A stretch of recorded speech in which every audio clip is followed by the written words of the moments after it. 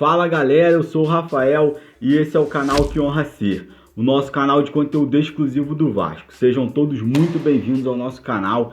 E antes de partir para as notícias dessa manhã do Vasco, tem notícia sobre dinheiro. Infelizmente o Vasco aí tendo que pagar um jogador que já não está mais no elenco, fez um acordo com o Paulão. Do jogo de ontem contra o Defensa e Justiça, tem uma sequência de jogos do Vasco no Campeonato Brasileiro que agora é tudo ou nada para sair dessa situação muito incômoda lá de baixo. Antes da gente falar disso, das notícias, eu queria pedir, se vocês puderem se inscrever no nosso canal e ativar o sininho de notificação. Quando vocês se inscrevem no canal e ativam o sininho, sempre que a gente lança um vídeo novo, vocês são notificados pelo YouTube. Se vocês puderem também curtir o nosso vídeo, porque isso ajuda o YouTube a sugeri-lo para mais vascaínos, ajuda muito a gente e a gente agradece, galera. Galera, a primeira notícia é do Paulão, do Vasco, fez um acordo com o Paulão, ex-zagueiro, vai pagar 3 milhões e 300 mil reais ao Paulão via ato trabalhista. Foi feito um acordo, a dívida era de 3 milhões, mais 3 milhões e 700 mil, o Vasco economiza aí mais ou menos 400 mil reais e vai pagar via ato trabalhista. O que me chamou a atenção nessa notícia é que mais de 1 milhão de reais são referentes à multa. Tem FGTS, tem férias, tem direitos de imagem, e aí tudo englobado dá 3 milhões e 700 mil, e aí fez esse acordo, vai pagar 3 milhões e 300 mil, mas essa situação de mais de 1 milhão de reais terem só de multas, parece que poderia ter sido evitado, né? Mais de 1 milhão dentre os 3 milhões e pouco que o Vasco deve ao Paulão, mais de 1 milhão ser referentes à multa. E aí agora o Vasco tira esse peso aí, poderia causar alguma penhora. Fizeram esse acordo, 30ª Vara do Trabalho aqui do Rio. E aí o Vasco vai pagar esses 3 milhões e 300 mil, muito provavelmente parcelado, porque o ato trabalhista, o Vasco paga mais ou menos 2 milhões por mês ao ato trabalhista, e isso aí vai englobar no ato. Menos uma possibilidade a menos de penhora. Infelizmente o Vasco ainda convivendo com várias dívidas de várias gestões.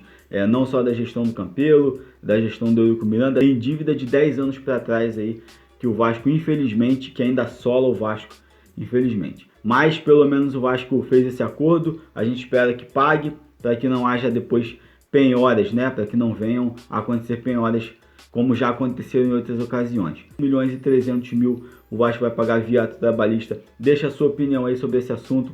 É um assunto ruim, porque o Vasco tem que pagar essas dívidas e deixa as dívidas crescerem, infelizmente. Mas também é bom porque o Vasco vai dando um jeito de pagar e vai evitando as penhoras. Deixa a sua opinião aí, galera, sobre esse assunto. Galera, e falando do jogo de ontem, Vasco e Defensa e Justiça, na minha opinião, o resultado foi bom pelo que o Vasco jogou. O resultado teria sido ruim se o Vasco tivesse jogado uma boa partida e tivesse tido esse resultado de 1-1. Mas foi bom pelo que o Vasco apresentou. Se a gente for lembrar do jogo, o Vasco tomou 3 gols, os 3 foram anulados. Um foi um impedimento milimétrico, foi o primeiro gol que o Vasco tomou, foi um impedimento milimétrico e foi anulado, ainda bem, para nossa sorte.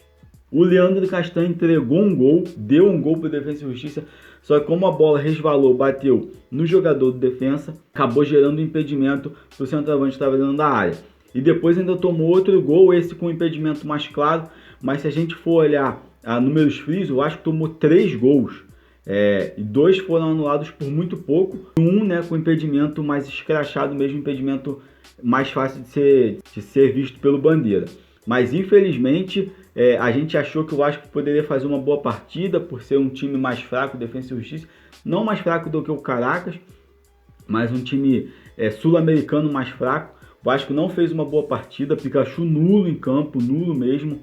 O Neto Borges tentou alguma coisa ou outra, mas errou bastante também. Achei que o Léo Matos jogou bem. O Cano, nosso artilheiro. Graças a Deus a gente tem o Germancano. Se não fosse ele, o Vasco era ferrado. A realidade é essa. O Gustavo Torres jogou o primeiro tempo numa posição diferente. O segundo tempo também, ele tentou cair mais no segundo tempo pelo outro lado, mas jogou numa posição diferente quase a partida toda, quase o tempo todo em que esteve em campo, mas não fez uma partida ruim. Ele puxava os contra-ataques, principalmente no segundo tempo, era ele quem puxava os contra-ataques do Vasco, mas perdeu um gol, né? Tentou colocar, bateu um chute forte, o goleiro até defendeu com o pé, que não é muito normal, salvou, o goleiro salvou realmente, não vou dizer nem que o Gustavo Torres perdeu mesmo o gol, o goleiro salvou.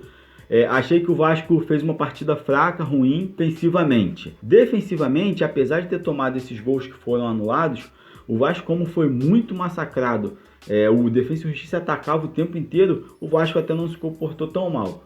Mas, infelizmente, na parte ofensiva, na parte de contra-ataque, para puxar o contra-ataque, o Vasco só tinha o Gustavo Torres. Pelo jogo que o Vasco apresentou, o resultado não foi tão ruim assim. Vamos decidir em casa, galera. Deixa a opinião de vocês aí sobre o jogo, sobre como você achou que o Vasco se comportou, sobre a partida que o Vasco fez, ofensiva, defensivamente também. Deixa a opinião de vocês aí, galera. Partindo logo para outra notícia, o que acontece? A gente fez uma análise aqui dos 3 próximos jogos do Vasco no Campeonato Brasileiro. São jogos decisivos, são jogos que o Vasco precisa pelo menos fazer 6 pontos. Ceará em casa em São Januário, aí sai para jogar com o Grêmio lá no Sul e Fluminense em São Januário novamente. O jogo que a gente aceita uma derrota é contra o Grêmio. Muito difícil mesmo o Vasco ganhar do Grêmio lá no Sul. O Grêmio tem um time melhor, mais estruturado, mais bem treinado há mais tempo, né? Tá sendo treinado há mais tempo. Então é mais difícil, muito difícil que o Vasco ganhe esse jogo. Mas contra o Ceará, que é adversário direto lá embaixo, e contra o Fluminense, o Fluminense tá bem, tudo bem que tá bem. Mas o jogo em São Januário é clássico, o Fluminense é freguês. O Vasco tem que ganhar do Fluminense, galera. O Vasco tem que ganhar do Ceará e tem que ganhar do Fluminense. Fazer esses 6 pontos e dar adeus de vez a essa zona incômoda que tá atordoando a torcida do Vasco. São jogos decisivos, tudo ou nada para o Vasco. O campeonato já vai começar a se desenhar para o final, já passou da metade, já vai começar a se desenhar indo para o final.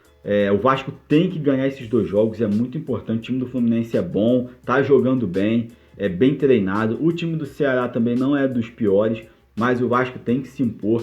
2 jogos em São Januário, o Vasco tem que ganhar esses jogos. Se o Vasco continuar jogando defensivamente e taticamente como jogou os últimos jogos, principalmente contra times melhores como Palmeiras e São Paulo, e conseguir puxar melhor os contra-ataques, o Vasco tem condições de ganhar esses jogos. E importante que o Benítez volte, a gente não sabe se ele já volta para o jogo contra o Ceará, mas é muito importante que o Benítez volte logo para esse time do Vasco. E esses 2 jogos, os 3 jogos da sequência do Vasco no Brasileiro, e esses 2 jogos contra Fluminense e Ceará, o Vasco tem que ganhar. É importante que os jogadores entrem com vontade, com intensidade o jogo todo, que os jogadores se doem em campo para o Vasco ganhar esses 2 jogos. Vai ser muito importante. Ceará e Fluminense em São Januário. Deixa a opinião de vocês, galera, nesse tudo ou nada do Vasco aí no Campeonato Brasileiro, esses 3 próximos jogos e principalmente contra Ceará e Fluminense.